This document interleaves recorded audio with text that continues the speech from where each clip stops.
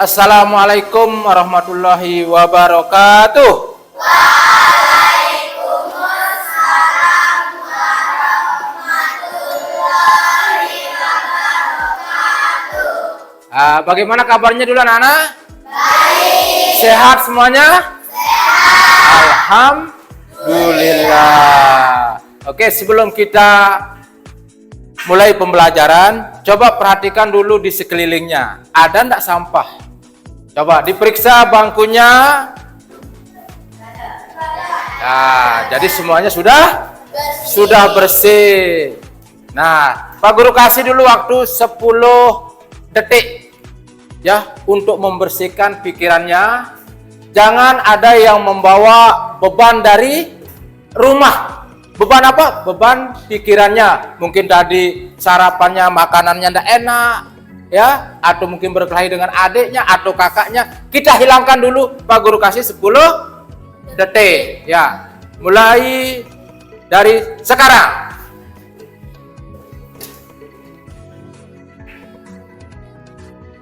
Ya, sudah selesai. Sudah, sekarang bisa akan menerima pelajaran? Ya, namun sebelumnya Pak Guru minta salah seorang atau ketua kelasnya untuk memimpin doa dulu. Mana ketua kelas? Coba Denul untuk memimpin doanya. Siap, mulai berdoa.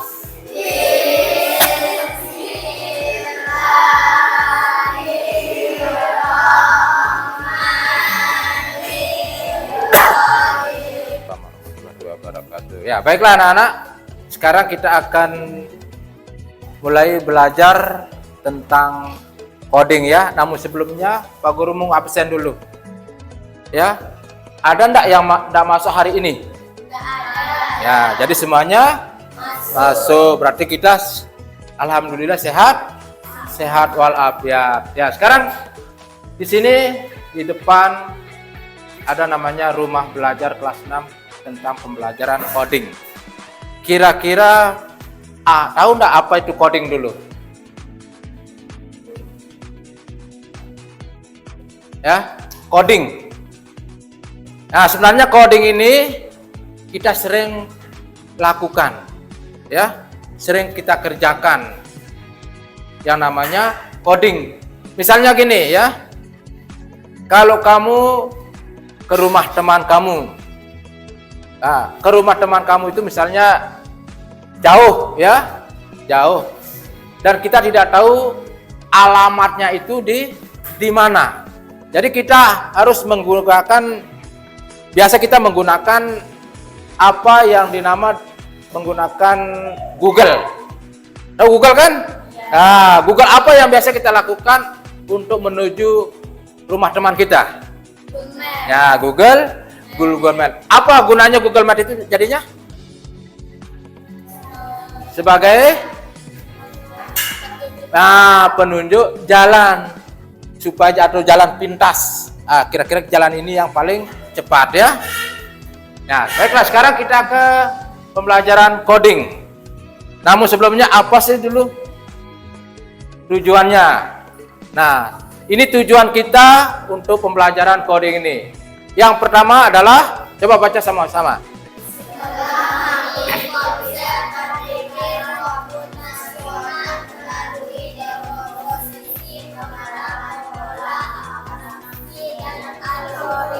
Ya, yang kedua, menerapkan tahapan berpikir komputasional untuk menyelesaikan masalah sederhana. Yang ketiga,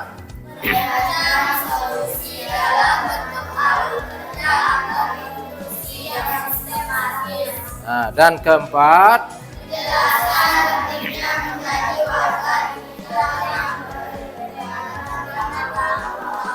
ya, jadi ini yang Pak Guru harapkan nanti setelah pembelajaran coding ini kalian semua akan memahami 4 ini ya. Baiklah, sekarang kita akan ke KKA atau coding. Apa sebenarnya coding tadi itu ya? Jadi coding itu kita menggunakan suatu alat ya kita yang memerintahkan sesuatu alat untuk menyelesaikan apa yang kita inginkan. Nah, jadi di coding ini kita akan berpikir bagaimana kita akan menyelesaikan suatu permasalahan. Yuk, kita lihat dulu ya. Nah, apa itu berpikir komputasional? Coba sama-sama ya, dibaca dulu ini.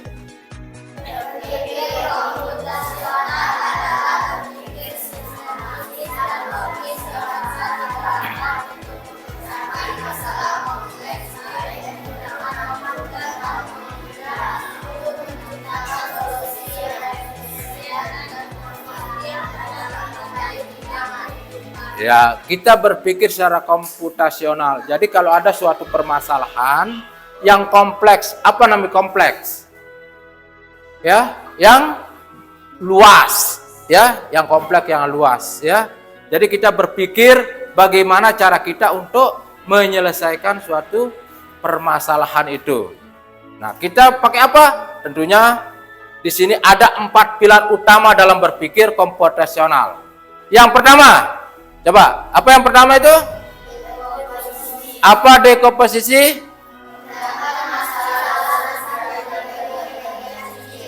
Ya, memecahkan masalah besar menjadi bagian-bagian yang lebih kecil. Di sini Pak Guru sudah buatkan contohnya. Jika ingin membuat mie instan. Tahu nama instan? Ya, cepat dibuat.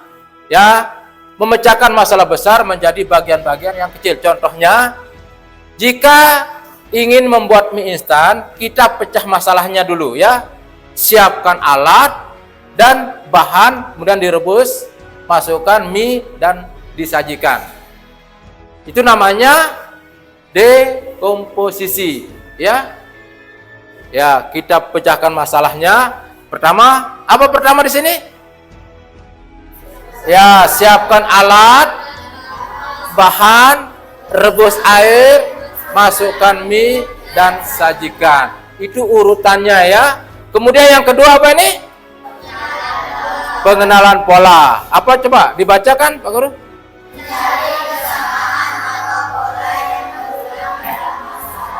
Ya, mencari kesamaan atau pola yang berulang-ulang dalam suatu masalah. Contohnya, saat membuat mie, kita tahu langkah-langkahnya akan sama, meskipun mie-nya beda. Ya, banyak kan macam mie ya. Coba mie apa? Mie goreng, mie soto, mie rendang, mie ayam, mie geprek. Semuanya itu kan mie, ya. Tapi itu tidak penting. Yang penting adalah saat membuat mie ini kita tahu langkah-langkahnya dulu, ya. Langkah-langkahnya yang sama, meskipun rasa mie-nya itu beda-beda. Tapi caranya sama dalam membuat mie. Yang ketiga, apa? Abstraksi. Apa itu abstraksi?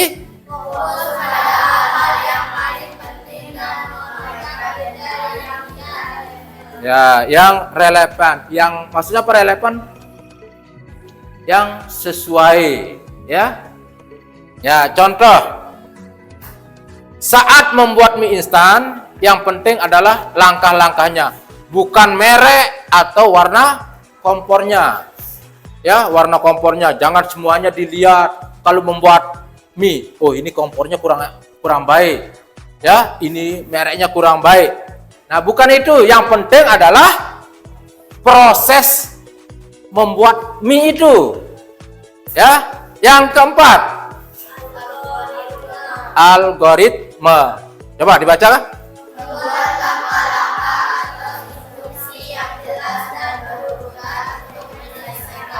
Ya, membuat langkah-langkah atau instruksi yang jelas, berurut-urutan, jangan sampai dibalik. Contohnya urutan langkah membuat mie instan. Masukkan air ke panci, rebus air, kemudian masukkan mie. Oke, sekarang kita akan lanjutkan dulu ke menonton video pembelajaran. Namun sebelumnya kita melakukan apa dulu namanya nih? Ice breaking dulu ya. Nah, sekarang coba berdiri dulu semua.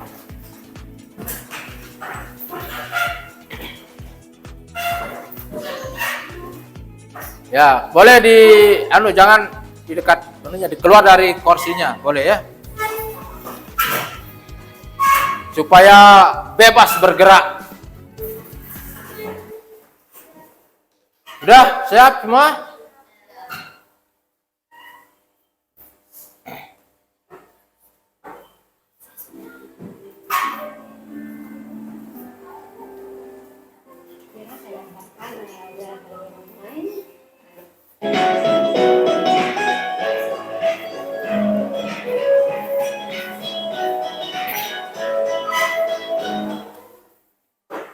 Ya, bertepuk tangan.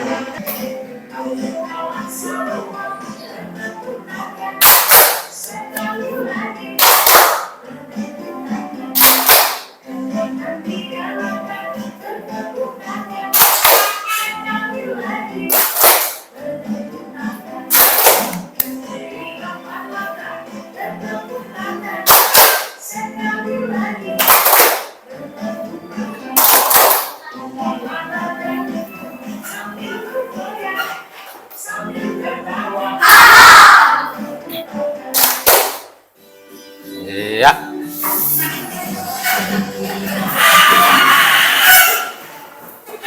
Ya, itu untuk mencerahkan kembali pikiran kita ya.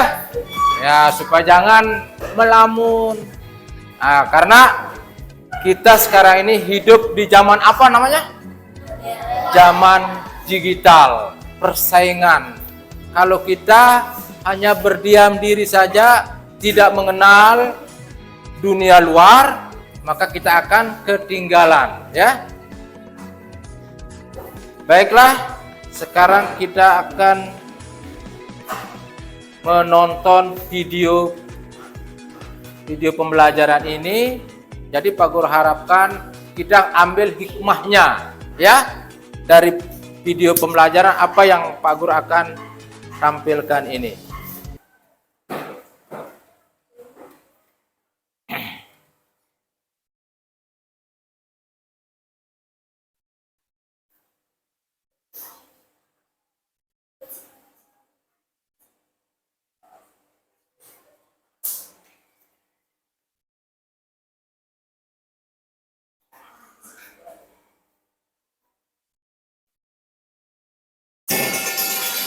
Ibu sudah pernah bilang kan sama kalian semua, kalau ibu sengaja mengambil jam pertama untuk mata pelajarannya ibu, untuk melatih kalian disiplin.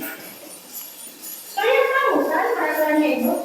Kalau ibu tidak akan mulai pelajaran kalau masih ada yang terlambat. Kalian tidak apa? Dari ibu kan? Kenapa masih ada yang terlambat?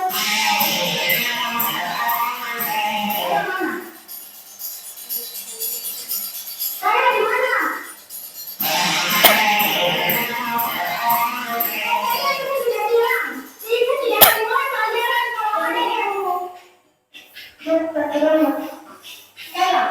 Sini kok. Apa ada datang kok ya? Hah? Kecil udah buka lagi? Nanti kok. Tunggu. Yang kau ya, yang kau gara-gara tahu kita pulang itu tidak berada. Yang kami tunggu kan? Sudah. Yang kami.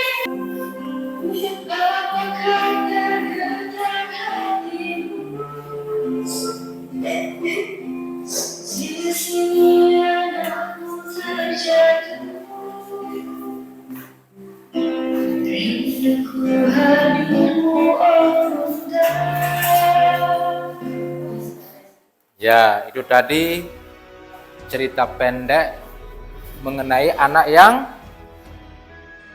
bagaimana tadi? Anak yang ya terlambat sekolah. Ya, itu salah satunya. Tapi kenapa bu gurunya tadi selalu memarahinya dan teman-temannya juga melemparinya. Ini terjadi namanya miskomunikasi. Jadi Kayla tidak diberikan kesempatan pertama kali waktu dia terlambat tuh untuk menjelaskannya ya. Ya.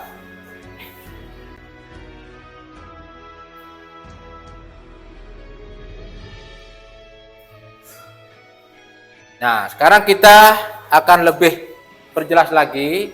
Jadi selain dari video tadi, kalau kita sering terlambat, Terima kasih semuanya. jadi ada beberapa suatu permasalahan yang sering kita hadapi di rumah sehingga kita terlambat ke sekolah. Nah, untuk itu sekarang kita coba bagaimana sih pemecahan masalahnya kalau kita akan sering terlambat itu.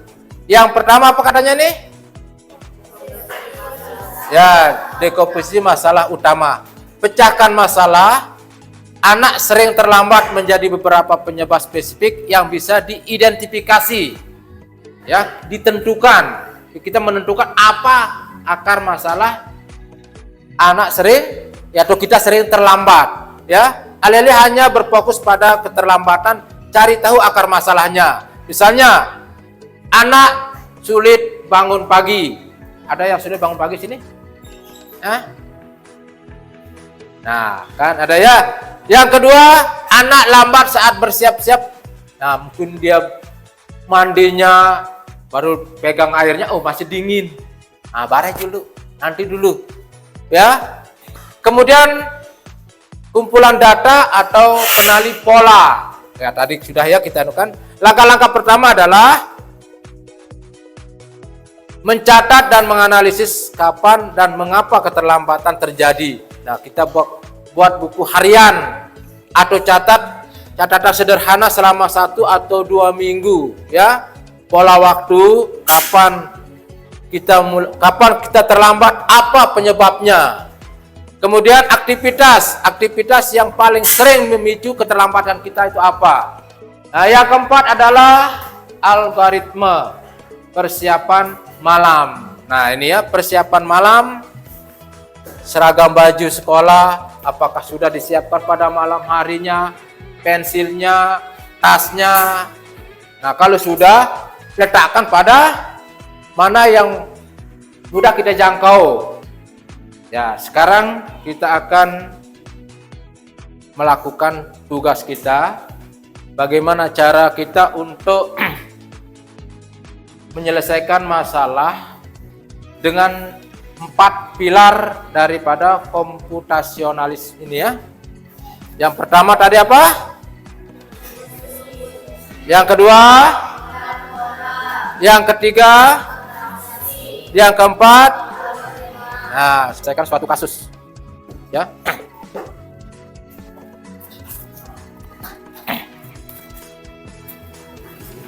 Ya, tulis nama kelompoknya ya.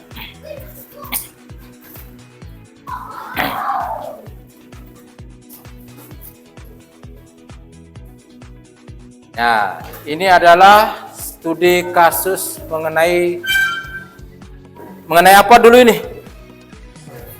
Ya. Apa ini? Gambar apa ini? Nah, kelas yang bagaimana?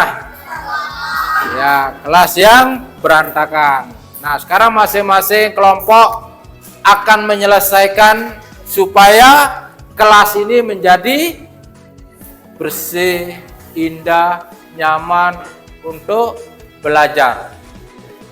Ya, masing-masing sudah Pak Guru berikan. Ada yang tugas ruas pertama apa tadi? Yang pertama, kelompok pertama, dekomposisi. Kemudian yang kedua, pengenalan pola. Kelompok 2. Kelompok 3 apa?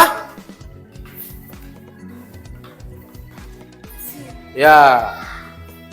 Kelompok 4 algoritma. Nah, sekarang kamu susun, didiskusikan masing-masing untuk menyelesaikan permasalahan ini.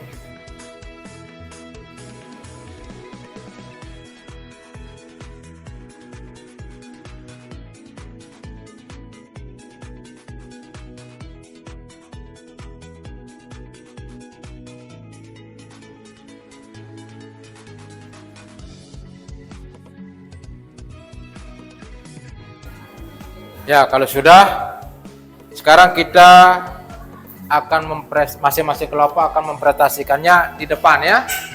Kemudian kelompok lain akan menanggapi apa permasalahan yang atau jawaban dari kelompok lain. Ya. Bisa semuanya maju. Ya, semua maju, tapi satu nanti yang akan membacakannya. Kalau ada pertanyaan dari kelompok lain, dibantu sama teman-teman kelompoknya ini yang maju. Ya, kelompok 1 sudah? Kelompok 2? Sudah. Kelompok 3? Ya, kelompok 4? Ya, sekarang coba kita dari kelompok yang paling bawah dulu. Kelompok berapa ini? Kelompok 4 coba maju mempresentasikan hasil diskusinya. Semuanya maju. Semuanya.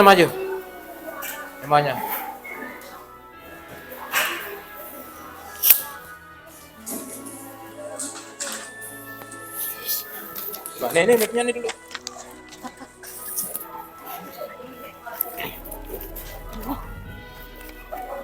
Assalamualaikum warahmatullahi wabarakatuh.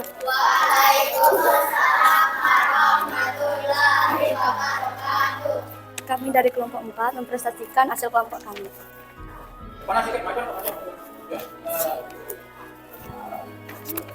Pertanyaan algoritma. 1. Buatlah langkah-langkah yang berurutan untuk membersihkan seluruh ruangan kelas ini agar kembali rapi. Jawaban. Rapikan dan letakkan kembali semua kursi dan meja pada posisinya. 2. Kumpulkan semua barang yang berserakan seperti buku, pensil, dan kotak pensil, lalu letakkan di tempat yang seharusnya. 3. Ambil pot bunga yang pecah dan tanah yang tumpah lalu buang ke tempat sampah. 4. Sapu semua kotoran dan sampah kecil di lantai, mulai dari sudut terjauh menuju pintu. 5. Buang semua sampah yang sudah terkumpul ke tempat sampah. 6. Bersihkan meja dan kursi dengan lap basah jika diperlukan. Soal nomor 2. Bagaimana algoritma untuk merapikan kursi-kursi yang berantakan? Algoritma. Jawaban nomor 1. Periksa setiap kursi di dalam ruangan. 2. Jika ada kursi yang terbalik, tegakkan kembali. 3. Pindahkan kursi ke posisi di bawah meja yang sesuai. 4. Titik. 4. Gunakan pengki untuk mengumpulkan kotoran. 5. Buang kotoran dari pengki ke tempat sampah. 6. Ulangi langkah 2-5 hingga lantai bersih. Sekian, wassalamualaikum warahmatullahi wabarakatuh. Terima kasih apa sama teman kita kelompok 4. Silakan duduk harinya. Terima kasih semuanya. Ya, selanjutnya kelompok 3. Coba kelompok 3. Assalamualaikum warahmatullahi wabarakatuh. Kami akan mempresentasikan hasil dari kelompok kami.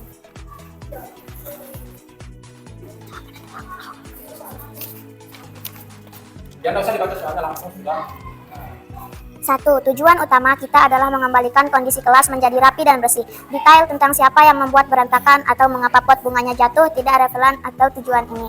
2. Inti masalahnya adalah kekacauan dan benda-benda yang tidak pada tempatnya. Kita perlu fokus pada mengorganisasikan kembali dan pembersihan. 3. Kita bisa mengabaikan detail seperti warna buku, merek kotak pensil, atau bentuk remahan kertas. Hal-hal ini tidak memengaruhi cara kita membersihkan. 4. Jika hanya ada 5 menit, kita harus fokus pada tugas yang paling penting, seperti merapikan kursi yang terbalik dan menyapu sampah yang paling banyak di lantai. Hal ini akan membuat perubahan yang paling signifikan dalam waktu singkat. Ya. Ada tanggapan? Ya. Sekian dari kami. Ada. Ya, kalau gitu, terima kasih apa dulu? Ya, itu adalah salah satu cara kita untuk menyelesaikan yang namanya studi kasus yang ada di dalam ruang kelas kita yang berantakan. Nah, sekarang coba kita sama-sama dulu. Kalau kita melihat ini ya, apa dulu yang kita bayangkan? Ya, kita berpikir secara komputasional dulu. Apa yang ada di benak kita kalau kita melihat ini? Ya, bagaimana hatinya? Tidak senang, ya. Kalau tidak nyaman.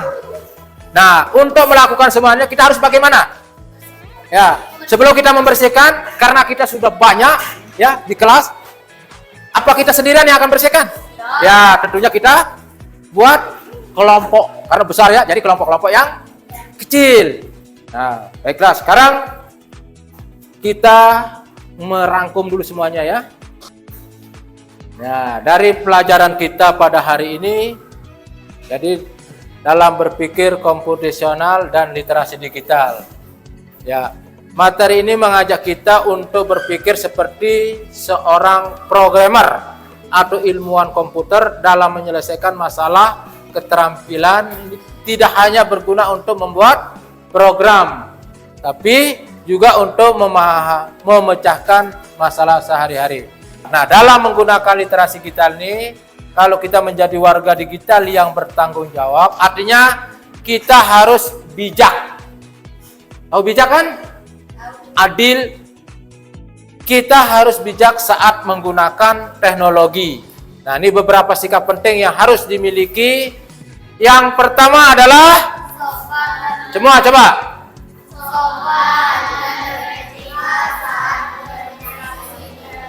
Ya, misalnya kamu nelpon temannya atau meng-WA temannya itu harus sopan, ya.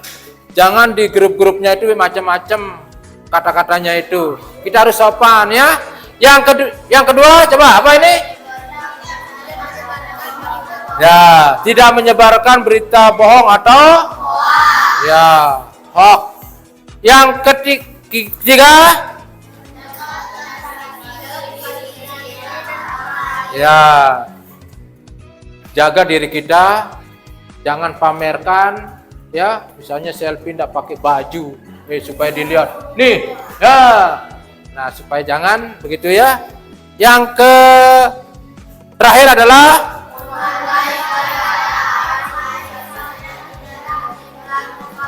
ya, menghargai karya orang lain, misalnya tidak menjiplak tugas atau karya digital. Cuma sebagai contoh saja ya, kita ambil ya, kemudian kita contoh, bukan diambil semuanya ya. Ya, jadi anak-anakku sekalian, demikianlah yang bisa Pak Guru sampaikan tentang pembelajaran kode ini. Insyaallah nanti kita akan lanjutkan pada kesempatan yang lain ya. Nah, sebelum itu kita sama-sama berdoa dulu di dalam hati. Tentunya akan dipimpin oleh ketua kelas. Mana ketua kelas? Nah, coba.